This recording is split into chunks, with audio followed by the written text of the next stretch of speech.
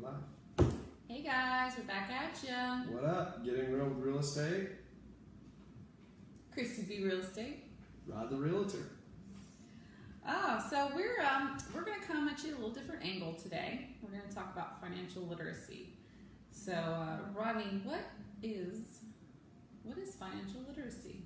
Financial literacy, according to one definition that we like very much, is a possession of skills and knowledge for an individual to make an informed and effective decision.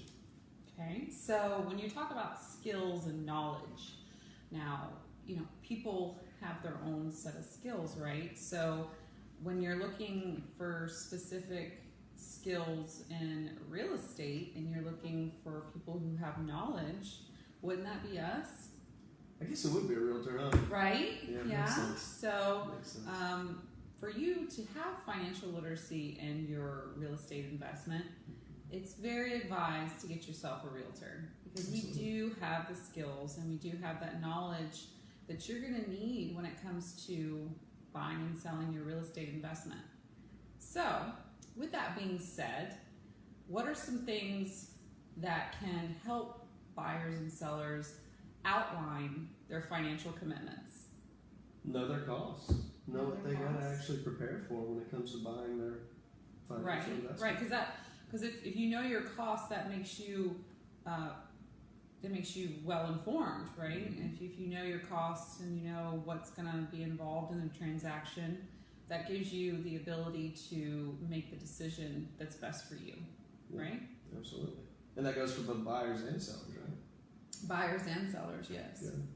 Because we all have, whether you're a buyer or seller, you all have things that you guys are particular for your situation, whatever it is.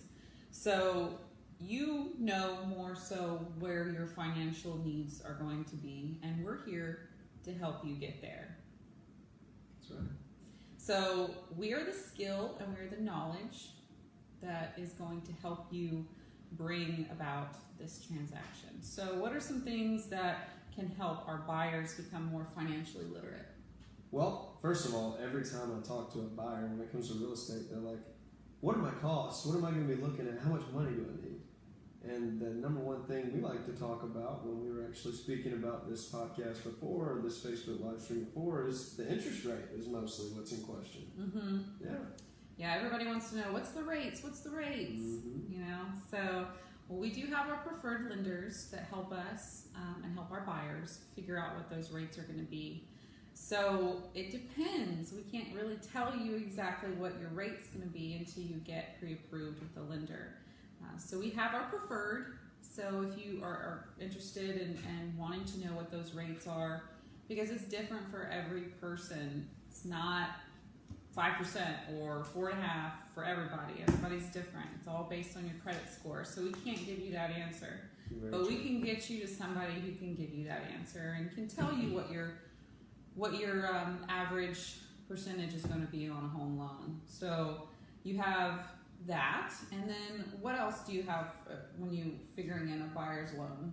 Well, when we were talking about before in our other Facebook live stream, closing costs is a really big thing. We actually had someone come in today from Odom & Barlow title. Yes, Odom & Barlow's great information. Yeah, and a lot of those taxes so that you've got to look at, and a lot of those costs are mandated on a higher level than what that actual title company is able to even let you know about. So when you get your costs of what everyone has to look at when closing on a home, when you incorporate your actual fees for the inspections that are required, mm-hmm. and then you incorporate everything that's required of the loan, you're getting a better scope or a good faith look at what's asked of you for buying a home. Right. So when you go to make your pre-approval through a lender, you're going to ask them for a good faith estimate on your closing costs. And then they will be able to narrow down what your range of closing costs are going to be based on your home loan. Now, that also depends on what kind of loan. Are you doing FHA, VA, conventional, USDA Royal Loan? All of that depends on what you and your personal financial situation is. So becoming financially literate about what is your credit score, what is your debt to income ratio, things like that are going to help you make the best decision. So our preferred lenders are wonderful and they are really able to help our buyers. And once they're able to answer those questions for our buyers, that's when the fun begins. We get to start looking for a home.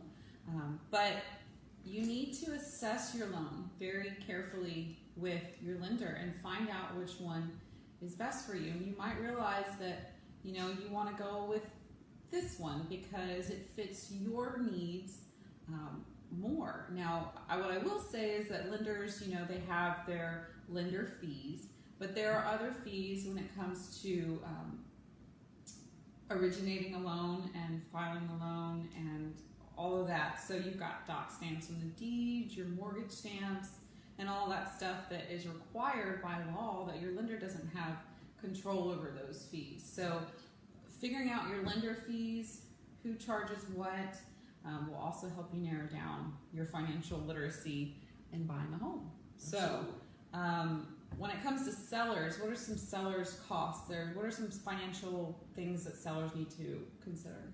Number one, they want to know, what is my home worth? Like when you're evaluating what net profit you're going to make at the end of that transaction, you've got to know, based on the market, based on the conditions of your home, you've got to know the price of your home. And are you willing to trust Zillow? Really? Well, do you want to take, we can go It's to Vegas, catchy. we can go to Biloxi. We'll go to Biloxi. We're going to Biloxi.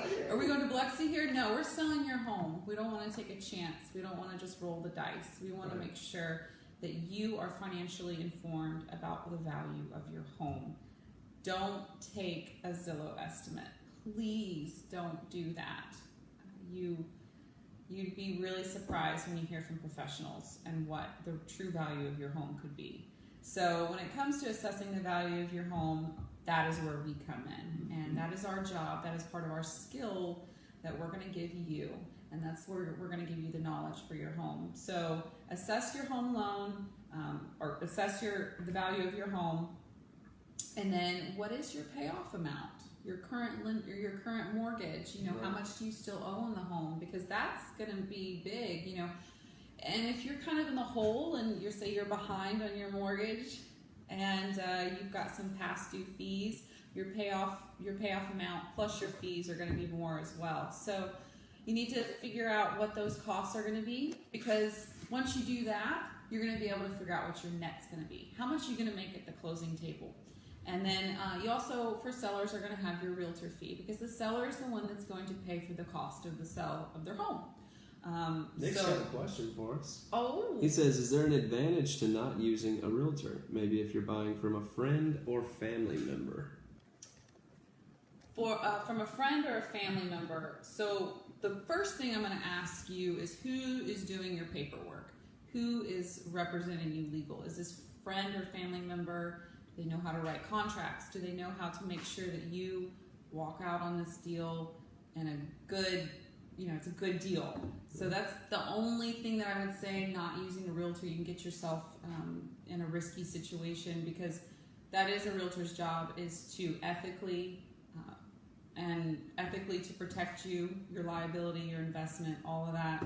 So when you go with friends or family members, not saying that you can't. Right. You absolutely can. Because let's be real, we're getting real with real estate. We're getting real, yeah. Your advantage is you save money because you don't pay the realtor fee. You save money. However, that comes with a chance, like she said.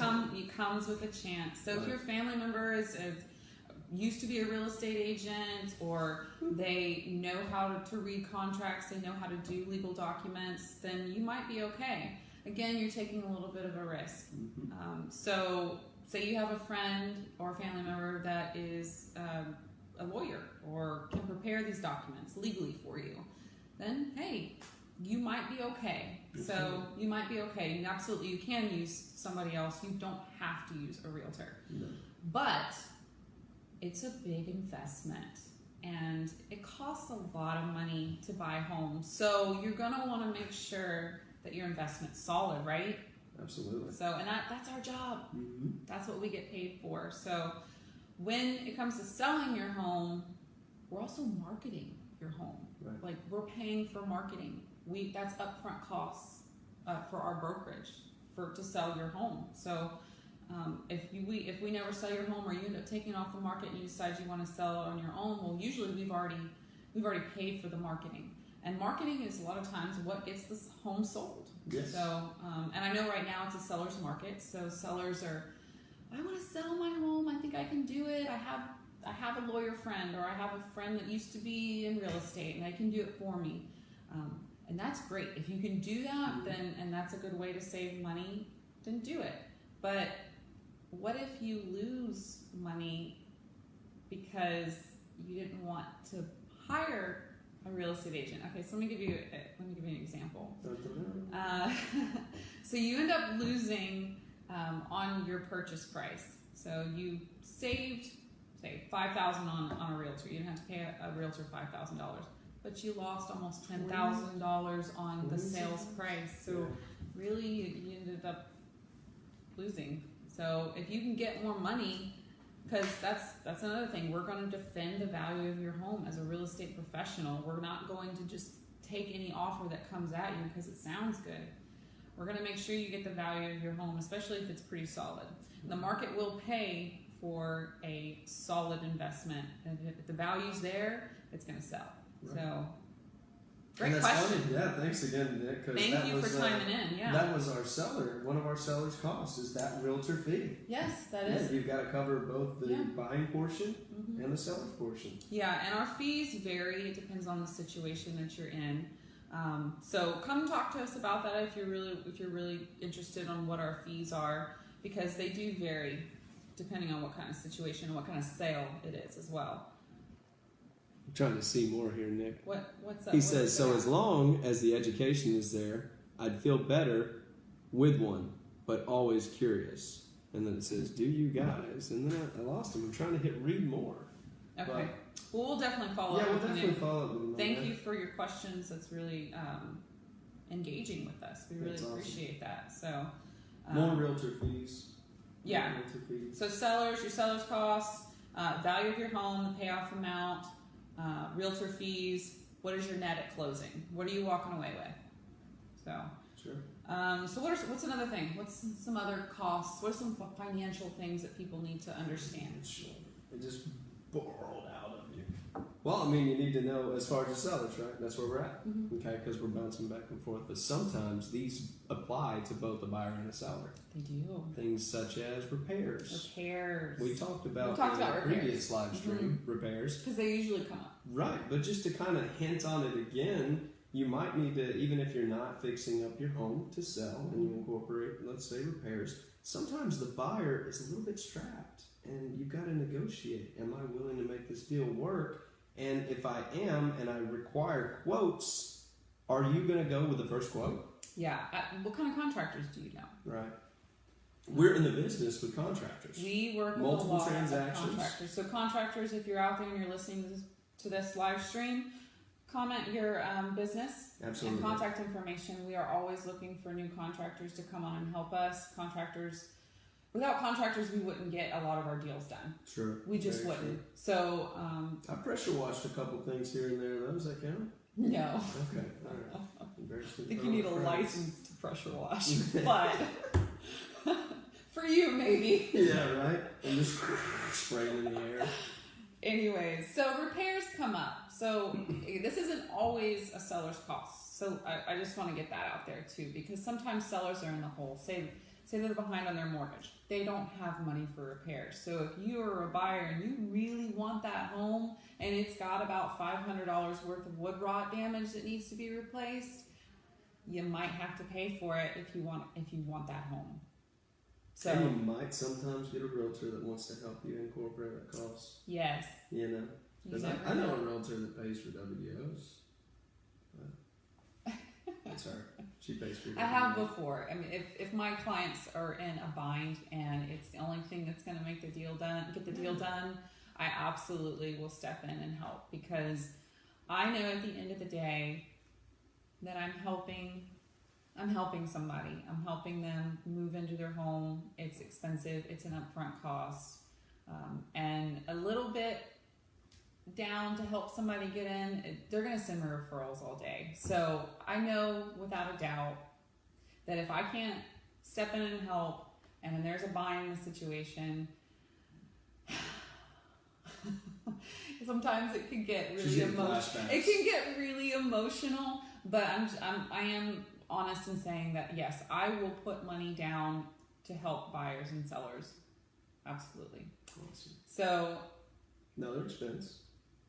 Repairs go both ways. repairs go both ways. Compare your quotes. Compare your Work with quotes. your people in the actual industry. Who do you know in the area? Because we know a lot of contractors. We know a lot of repair guys in the area. Whether it's your windows, whether it's your roof, whether it's your concrete slab, wood repair, whatever. We have several different contractors that we can pull quotes from, and you'd be surprised. Some people don't want to go with the lowest quote because they know that this company does better work. So we're not going to just throw all the lowest quotes at you. We're going to throw what has worked for us, what has helped us, who's treated us good in our buyers and our sellers in the past. Definitely going to refer them. Sometimes multiple times. Multiple times. I know Lacoste contractors out in the Pensacola area. They're great. I would recommend them to anyone. Yeah, we have AC repair, plumbing repair, all of that. It can add up. So us pulling quotes for you and finding the best deal for you when it comes to this, that helps with your costs 100%. So what else you got? Well, okay, so we covered buyer's costs, seller's costs, kind of talked about how repairs go both ways. What else can kind of go both ways? I mean, when we talked about the title, we know that some's mandated and the title has their fees, and some of that they can't mess with, but title insurance can go both ways too, right? Yeah, title insurance can go both ways. Usually it's a seller's cost, but sometimes you could ask the buyer, hey, can you split cost of title with me? You might. They might be able to. So there's several different negotiations that you can do and try to figure out and really capitalize on your investment as much as possible.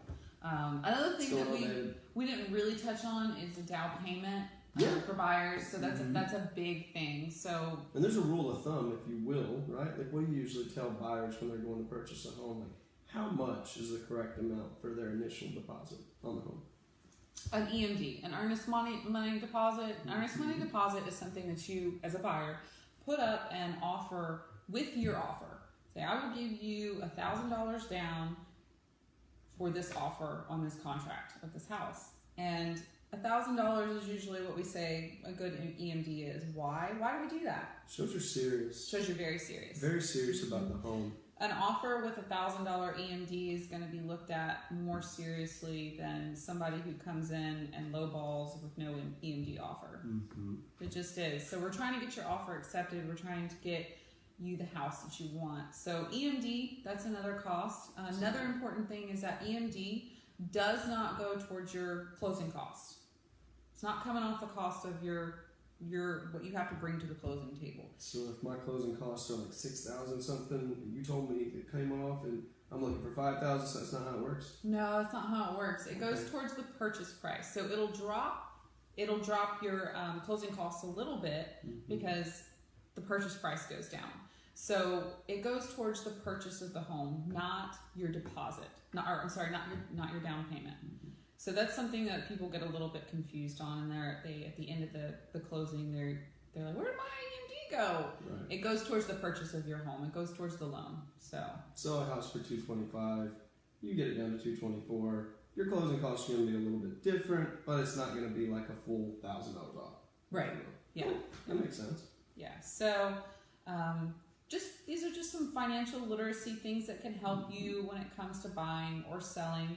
Financial literacy is something really important to have, whether it's in business, whether just life in general. I mean, when you are informed, when you have the skill and the knowledge to be able to make investments, you come out on top a lot more than if you make an uninformed decision and a costly mistake. I agree, and I had to learn, especially in the first couple 2 years, there's my Alabama side coming up. The first 2 years, if you're overwhelmed, then you're underprepared. And we're trying to get you prepared. So if you're watching this and you get educated a little bit piece by piece, you're going to be more, to say the least, prepared for buying a home or selling your home. Yeah, and I think sometimes people get discouraged because they get excited or, oh, we just got a new raise or we just got a new job. We're going to go looking for a house. Well, depending on what kind of tax return you're filing, you might have to wait 2 years. We're just trying to prepare you. We're just trying to help you get in the position financially to be able to get to where you want to be. Because it takes planning, it takes action. It doesn't just happen. It's not something that you just dream about and it just winds up on your doorstep. Do we got any more questions coming in? No, I was actually just loving the fact that Nick said quality beats low prices. Right. The quality of work. That's Yeah. what it was. Yes. So, anyways, that's just been a little short segment of financial literacy when it comes to your real estate investment. And financial literacy is something everybody can gain from, not just from buying a house at all. What is your whole plan? Just getting into a house is just the beginning. After that, there's a lot more after that. So financial literacy is very important. Getting yourself in a house, not paying rent versus a mortgage. What are the cost benefits? What are the downsides? Just weigh all your options. Be an informed financial buyer or seller. Yeah. Yes. So, anyways, what else you got? I don't know. I had a lot of fun on this one. I feel like we speak from the heart on a lot of it because, for so long, I was not, and I am not still the most financial literate. I wasn't financially literate at all. I didn't really know my costs. I didn't really know how much money was going out the door with my expenditures. And knowing that and knowing how to properly get myself prepared for future investments has been a really, really great thing. Yeah, debt to income ratio has been a big one for a lot of my buyers. They just don't realize that they need to pay their car off or they need to pay off that outstanding credit card balance, to really get the loan that they want for the home. So without that information, without that knowledge, they don't ever end up getting anywhere. Yes. But if they have it and they're prepared, they can go step by step. It's no rush. Sometimes I've had buyers, I've worked with them, I help get them pre-approved. It doesn't work out. Guess what? 2 years later, they fixed everything and they're buying. So it is 100% achievable. You just need to make a plan. You need to know where you're going. So if you need help on your path and your journey to your home or selling it, whatever you need, financial literacy can always be gained by people who are in the business, people who know, people who are skilled, and who are knowledgeable. So come and see us, come and talk to us, shoot us questions, we'll get back to you, and come learn about financial literacy with us. Yes. Again, we have just opened a new office. Special announcement. We will be having our grand opening on October 11th. Woo! So, we are in Harvest Village. Yeah, it's where? Unit 61. Isn't it 7552 Navarre Parkway? Yeah. I think I nailed it. Yeah. Okay, I had asked 4 times. It's going to be 5 till 7. We can't start until 5. Okay. Breaking announcement. Another one. This just in. This just It's going to start at 5 p.m. So it's on a Thursday. So come and see us whenever you guys get off work. Come check out our office. hors d'oeuvres, Hors beer, d'oeuvres, wine, yes. regular beverage, Any agents that are interested in getting into real estate or just kind of want to know what it's all about, come check us out and see what we have to offer. And if we missed anything, guys, in this actual live stream, send us an email, send us an actual Facebook message, send us any kind of message, get in touch with us with a bird, with a note, I don't care. We love feedback, we love questions. We do. And we love helping you guys. We're in the community. Several times we do outreach programs, our beach community cleanup we do. If you ever want to join us, it's the last Saturday of every month. Help save those sea turtles. And we're going to be doing another one with the Santa Rosa County Animal Shelter. Awesome. Soon. We're going to try after the grand opening. We've got a lot going on right now, but we really want to be involved in the community too. Also, it's hurricane season, so fortunately the Carolinas look like they're going to take a direct hit.